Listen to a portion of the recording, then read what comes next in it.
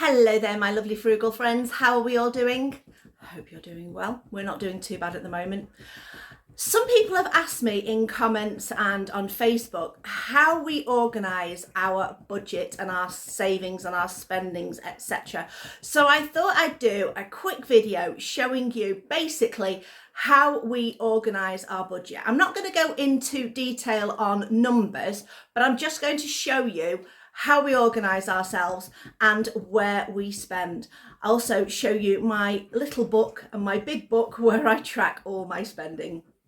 Okay, first thing first, this is my lovely little planner. It's got little sections that I use. So in the first section, we have all our categories for direct debits and other things that we put away at the beginning of the month. So when Chris gets paid, what I do is whatever the amount is for all these that have got numbers next to them, I take the amount that is allocated for each of those things, and that gets taken out of the account that it goes in.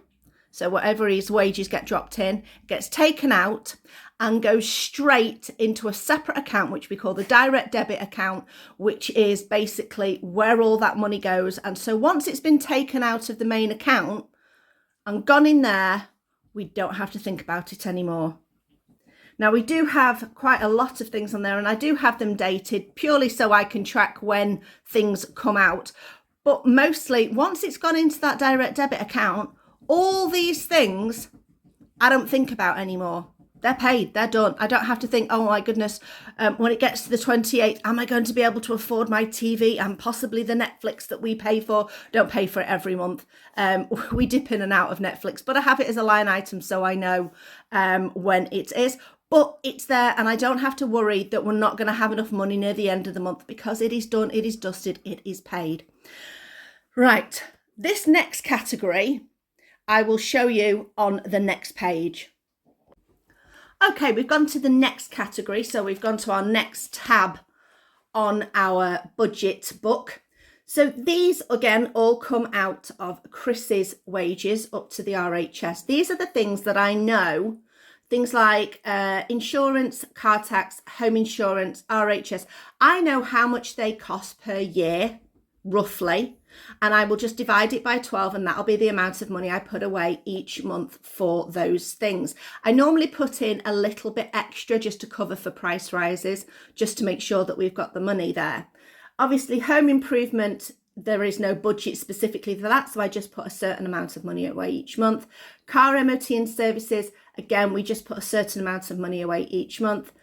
The Xboxes, Chris's has Xbox Live, so it works out about £10 a month roughly for that, and he does try and look for the best deals online for that, because that saves him from buying games and things.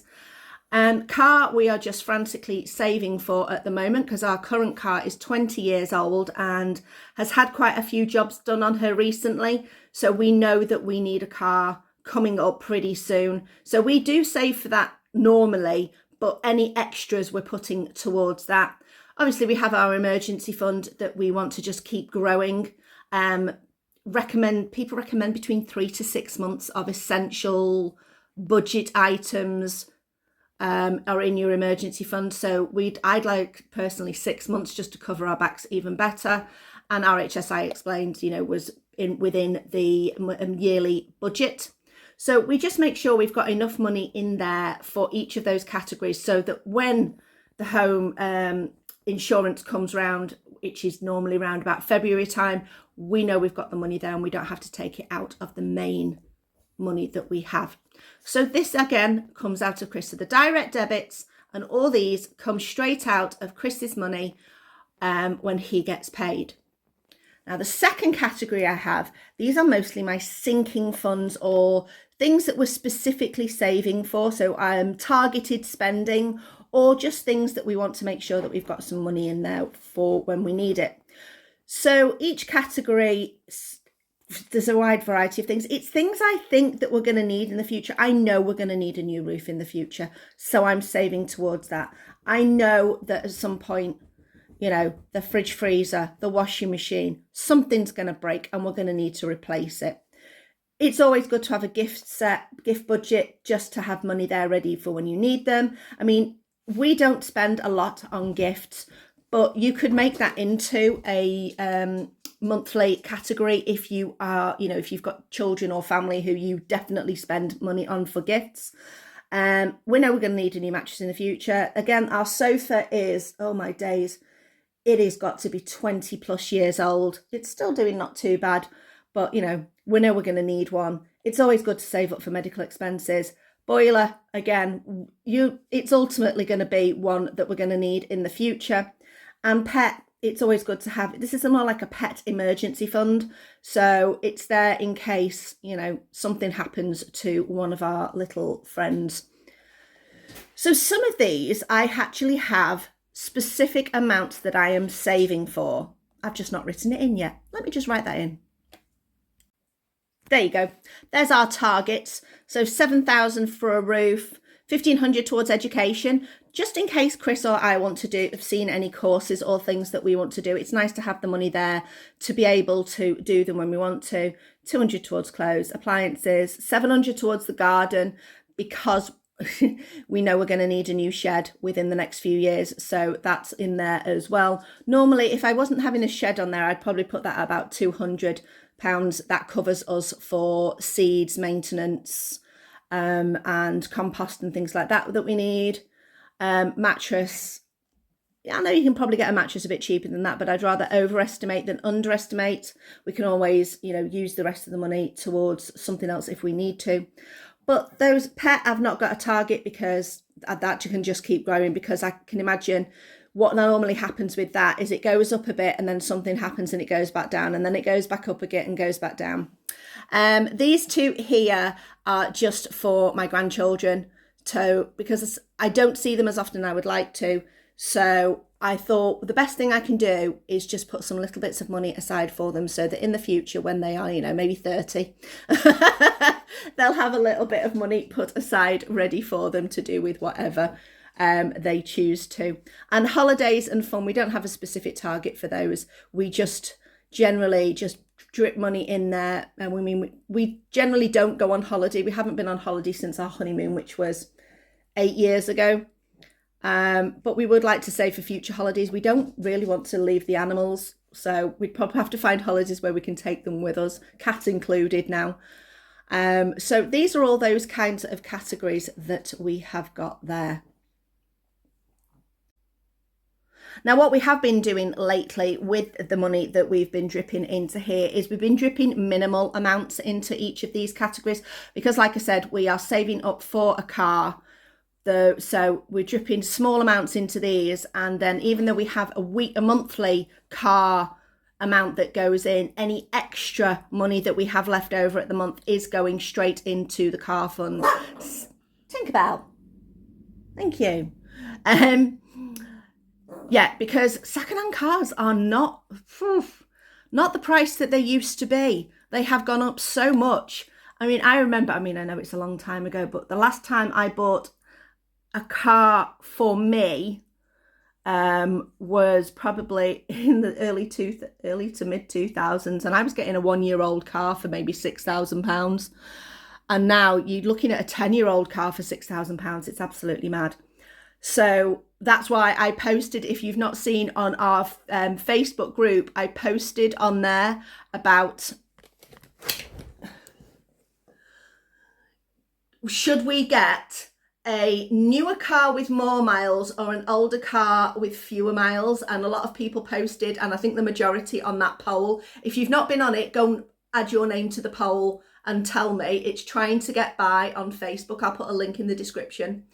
Or you can comment on this video what you think. Older car, less miles, newer car, more miles. What would you prefer? But most people so far have gone for an older car with fewer miles, because it seems to be the mileage that changes a people's opinion on which car to get out of those two choices. Anyway, what do we do after we've done each of these budgets? Well, the money that like I said, the money that comes from me and what I earn goes all into savings. The rest of Chris's money that comes in to the account is allocated to food, pet food. Any money that gets left over from the pet food budget each month gets dropped into the pet account. So that helps top that up. Any money that's left over for the food budget at the moment is just getting dropped into the car. So if we go under our roughly £120 a month food budget, anything that's left over gets just dropped into the car. We have probably about a £50 miscellaneous. We have a treat budget, which is between £30 to £40 a month. And then we have our sort of date night budget of about £50. And then whatever's left over, we just try and keep aside for going into the savings account. Like I say, we are madly saving for a new to us, because there's no way we could afford to buy a new car. I don't know anybody who can. And we definitely do not do leasing or loaning or anything like that. We don't want to take out any, debt to pay for a car. It's a depreciating asset. I really don't want to be doing that at all. That's the way that we organise our money. So I hope you found this video interesting, just showing you, like I say, the basic idea on how we organise our money. It's what works for us. Other people have different ways of doing it. Some people would rather just put a big lump, their savings into an account called savings, but it doesn't get allocated to anything specifically. It's just we use our savings when we need something. I just like targets. It it works better for me and my brain. It just makes me feel as though a bit more accomplished if I've got, say a £500 target for that particular thing, and I've reached that target, and now I know I can allocate money to another target. It's what works for me. I find it a little bit more fun. Thanks for watching. Like I say, I hope you found this video interesting. Let me know in the comments below, what do you do? How do you organise your budget? What works for you? I mean, I've heard of people doing, what's the American one? Every dollar is one that I've heard of from Dave Ramsey, where they do a zero budget, where they allocate every single penny.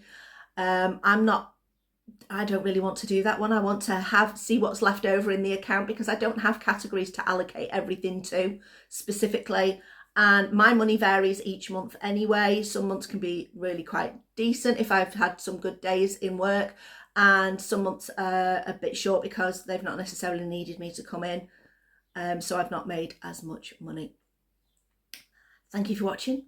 Please do the liking and subscribing, and I will see you next time. Oh, and by the way, YouTube will pick you something to watch over here. And I'll put some grocery hauls over here if you want to have a look at those, because, it's always good to know where I spend my food money. I'll see you next time.